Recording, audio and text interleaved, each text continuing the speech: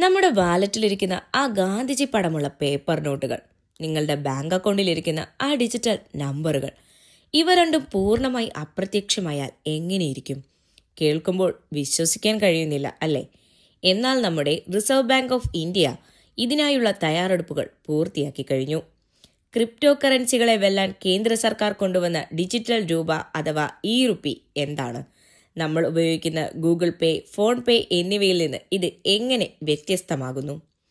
ലളിതമായി പറഞ്ഞാൽ, നമ്മൾ കയ്യിൽ കൊണ്ടു നടക്കുന്ന 10, 50, 500 രൂപയുടെ പേപ്പർ നോട്ടുകളുടെ അതേ മൂല്യമുള്ള ഡിജിറ്റൽ രൂപമാണിത്.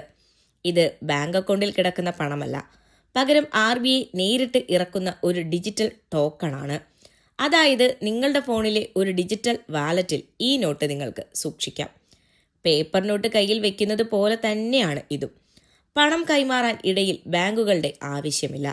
ഫോണിൽ ഇന്റർനെറ്റ് ഇല്ലെങ്കിൽ പോലും ഈ ഡിജിറ്റൽ പണം കൈമാറാൻ കഴിയും എന്നതാണ് ഇതിൻ്റെ ഏറ്റവും വലിയ പ്രത്യേകത.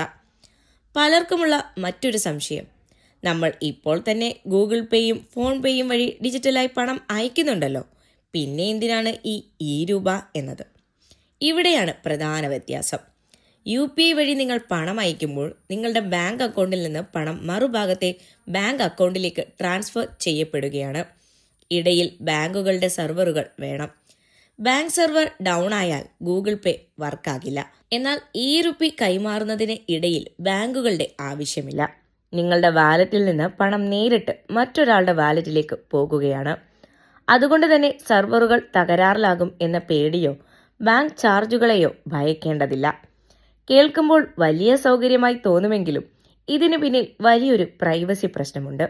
നിങ്ങൾ പേപ്പർ നോട്ട് കൊടുത്ത് കച്ചവടം നടത്തുമ്പോൾ അതാരും ട്രാക്ക് ചെയ്യുന്നില്ല. എന്നാൽ ഡിജിറ്റൽ രൂപ വരുന്നതോടെ നിങ്ങൾ വാങ്ങുന്ന ഓരോ സാധനവും, ചെലവാക്കുന്ന ഓരോ രൂപയും RBIയുടെയും സർക്കാരിൻ്റെയും റഡാറിൽ ഉണ്ടാകും.